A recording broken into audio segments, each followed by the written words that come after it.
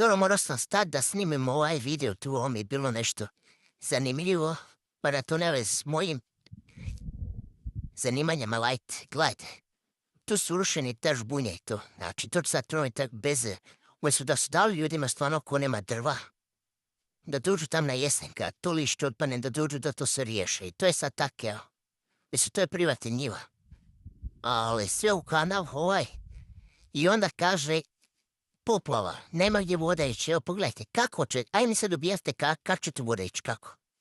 Ma nema šanse, to je sve, Bože sačuva, mogu mi šta unutra ima? Neću ni da pomislim. Vidio sam nešto, može čak. Nešto imam pametno, ne znam ja šta. Smeća, trloga, da se bijele tu.